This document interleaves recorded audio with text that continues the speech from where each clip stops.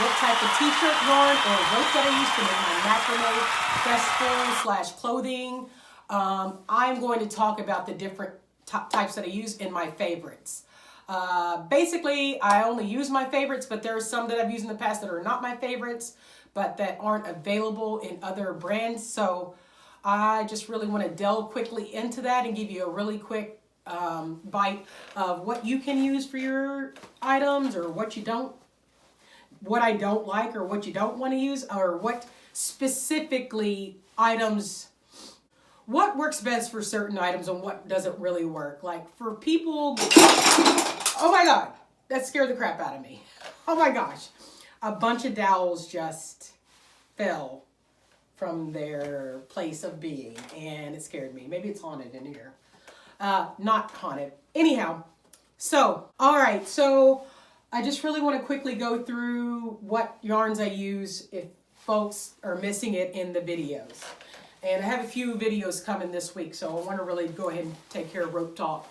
I want to start at the beginning. Since it's January, I really want to just start at the beginning for people joining, because festival season is coming and hopefully Omicron will be gone soon, or the virus, I don't know. First off is Bernat or Bernat. I don't know if it's Bernat or Bernat. I think I've heard other folks in their YouTube say Bernat. So it's by Yarn Inspirations as well. I think they took over. It's Maker Home Dec yarn. Now it is a bulky weight 5. I primarily use it for macrame though. I have used it in some crochet tops that I've made in the past, which you can see one of them up in the corner here. Actually, it was a bikini set, and it works really well from that. I got the idea from Dana Bold. She has a bajillion subscribers on here, YouTube. She is one of my favorites. She is one of the folks that I really started watching to learn how to do crochet well. I follow her projects and I could easily finish any of the projects that she showed, which I didn't have the experience with other people. So the Bernat, you can get it in, I have a piece back here that I'm working on to show folks how to make this one, Burning Man top. It is also out of Bernat. What I like about it and why I find it so useful if you are a maker making macrame items is that it's tubular, so it's rounded. Additionally, it dries very quickly. So that's a bonus. You can throw it in the washer. You can throw it in the dryer. I do recommend if you are throwing it in, well, don't throw it in the dryer if you're making macrame pieces because they involve a lot of fringe. If you don't have a lot of fringe in your piece, like you've whip stitched the ends so that there's not a lot of bits and pieces flowing about, you can throw it in the dryer. But I do recommend washing your items in a mesh bag, okay? Or hand washing. You always want to hang to dry or lay flat to dry on a towel or something. But it dries very quickly, and I'm not sponsored by them. Hopefully I will be in the future, but they are not currently. It is 72% cotton and it is 28% nylon. So it has a springiness to it, a give, so, and it's also partially from natural fibers. So I really, really highly recommend this. And apparently it sells out very quickly, so I will try to keep on my blog, ellenthemoon.com, let you all know when it is selling out, or when it is available rather, not when it's selling out. Because it's like within a, snap of a finger as to availability of this particular yarn. And like I said, I use cream, clay, and black a lot. I do have some teal, but nobody really wants anything teal, so I haven't really sold any items in teal in the past. You may, I don't know where you live. There seems to be a lot of folks watching my videos from other countries, which I'm trying to bone up on my conversacional español por mis compañeros en los países no es los Estados Unidos. So that's Bernat, my number one that I use a lot of times.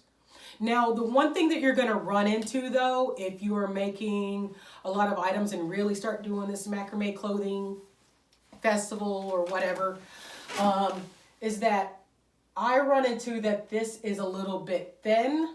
So even though it is a bulky weight 5, it seems more like a 4. when you work it up, but I don't know. So, but if you want to go up a number, go up a size and make it a little bit chunkier, you're going to want to get the big Twist Textile Yarn.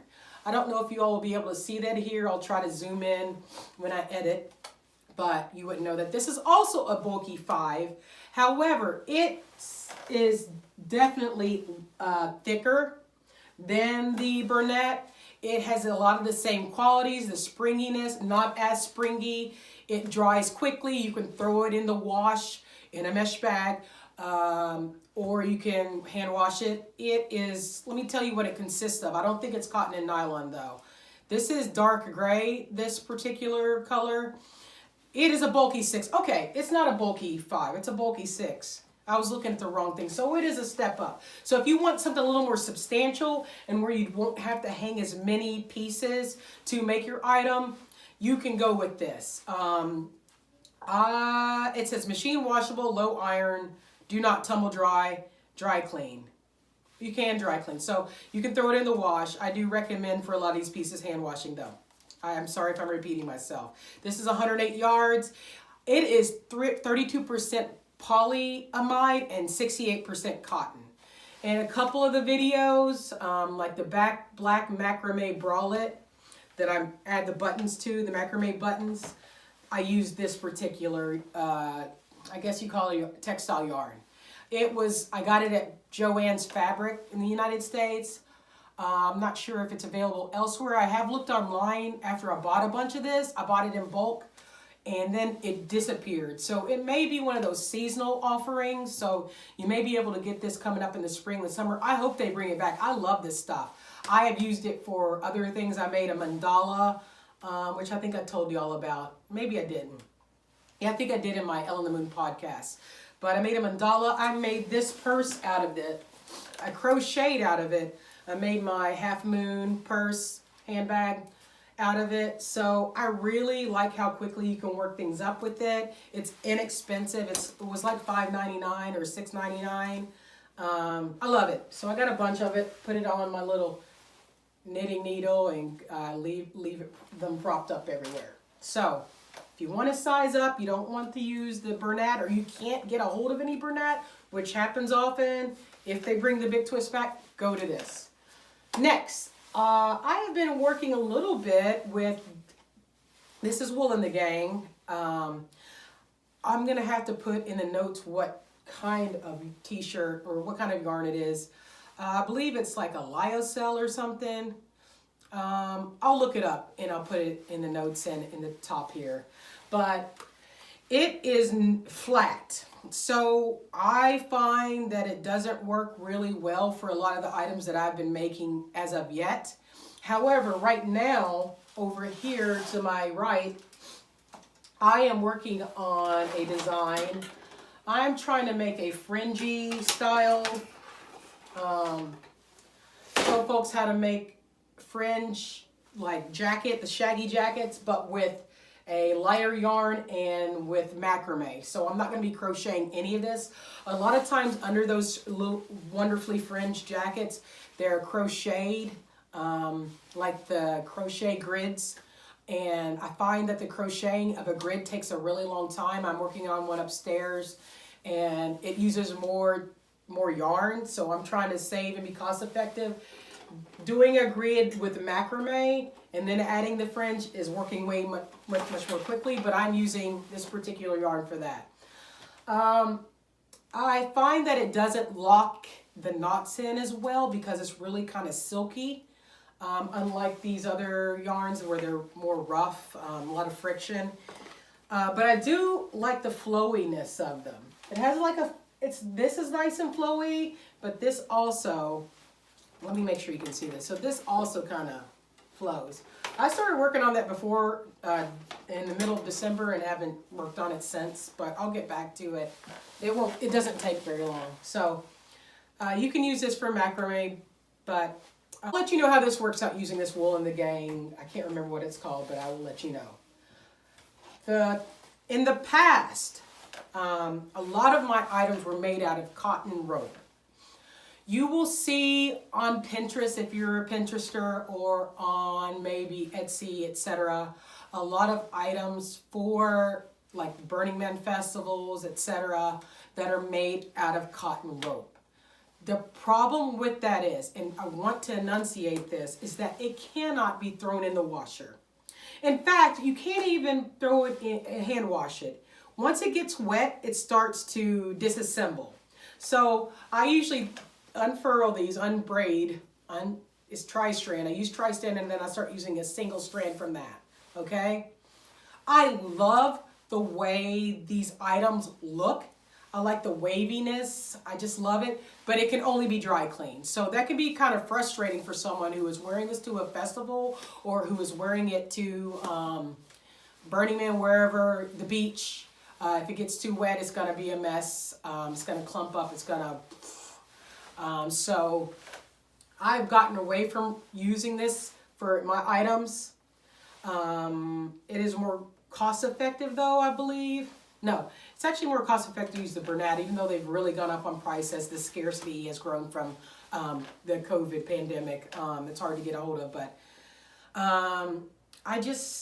it's sad because I wish they made something similar to this, but not in cotton. I hope that some brand out there realizes that a lot of folks like to be their fringy selves in the summer, and we like the movement of this. But this is what I use. You could use single strand, but single strand ends up costing a lot more. If you notice, if you're a macrame artist or macrame crafter, it costs more. I don't like how some of the single strand stuff separates really quickly. Like I'll use the single strand a lot of times in, what do you call it? I use the single strand a lot of times in earrings, if I've made some earrings or something like that. But I just find that it doesn't stay together as well for items that you're going to wear on your body. I will show you some photos of items that I've made with the unbraided. One thing that I need to make sure, this is 1/4 of an inch, 5 mm, this particular. Now beside me, I have another 5 mm that I recently purchased from, if you go down a level, like the 4 mm, that's fine too. They call it 3/16 of an inch on knotandropesupply.com, which is a place where I get a lot of my ropes from, because you can buy in bulk and they're inexpensive. And I'm sure a lot of the Etsy sellers are perhaps getting some of their supplies from there anyhow. So, but recently I got this rope. This is 5 mm color from Flax and Twine, and I'm loving it. Tri-strand cotton rope. I find that when I've tried to dye things myself, it ends up fading really quickly, so I've tried not to dye. And I hate dealing with dyeing anything anyhow. But I'm crocheting with it. I've unfurled the strand, and I'm just making something. I don't know what I'm making right now. That's how I create. I'm like, what's this gonna be after I start to have something in my mind? It's either gonna be a crochet plant hanger or, I don't know what it's gonna be. We'll see. Come back and you'll see what I'll make it into. But I'm really liking the quality of her items. Cut the ums. More on the t-shirt yarn. Here are some pieces that are works in progress. Well, they're abandoned works in progress. So this is a t-shirt yarn from Etsy. I don't recall, because it's been about 4 years ago that I purchased this and started working on this project. Oh, I know where I got it, Ganzit. I love Ganzit. I love their products. But this particular yarn did not work out for me. It is because it is really not well cut up it's recycled yarn. So a lot of the reason that I like to use the t-shirt yarns is because they're recycled, which is great for the planet. As you know, as you may or may not know, the industry that creates a lot of our clothing is very disastrous for the planet. There's a lot of waste, and so I like to see that stuff recycled, but there's a lot of, it's like little staples inside of it. It just doesn't look as finished. It's okay. I mean, it looks good, but if you get up close, you can tell that there's like all kinds of imperfections. If you are trying to market to a luxury clientele, I would not recommend to use this. They would not like this. If you're more like hippie, boho, like chill, trying to do it in like more inexpensive fashion line with your macrame, then this is fine. It is, I don't know what the weight of it is. It's got to be a 7 or 8, if that doesn't even really exist, I believe. Don't quote me on that. This one is another t-shirt yarn that I got from some Fox Yarn. They're on Amazon, and I also believe that they're on Etsy still. I'm not sure. I needed them in a crunch, so I purchased from them. And this is real nice. It's real springy. It's gorgeous.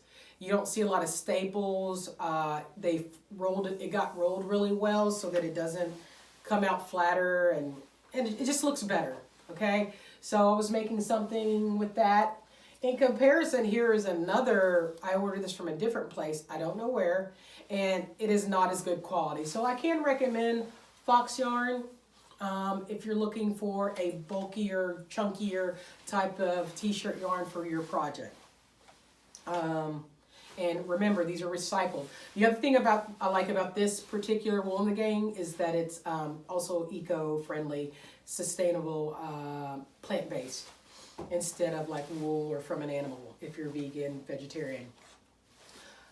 What else? There's a lot of Etsy sellers who sell this particular t-shirt yarn. It's from the Ukraine. I'm not sure what the substance is. I don't think they put it on the packaging.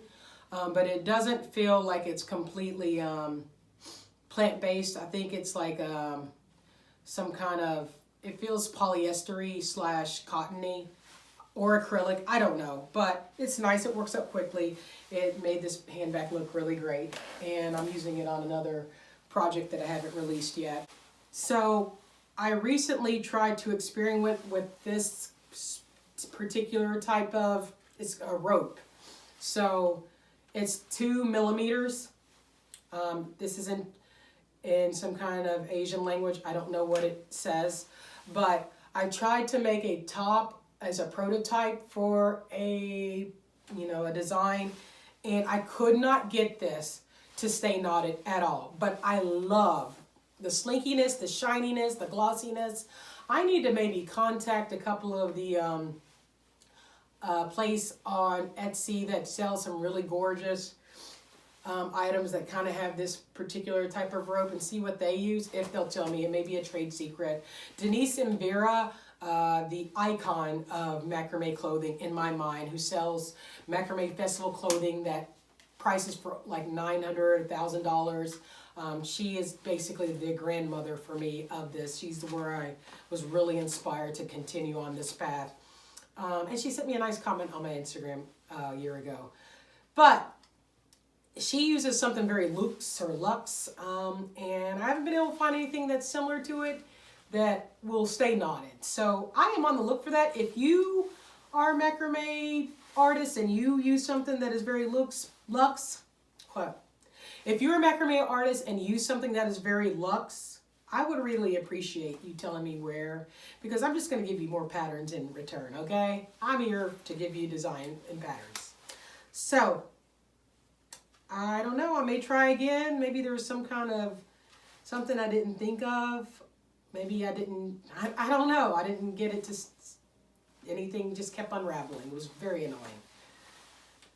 There is, I had some 3mm around.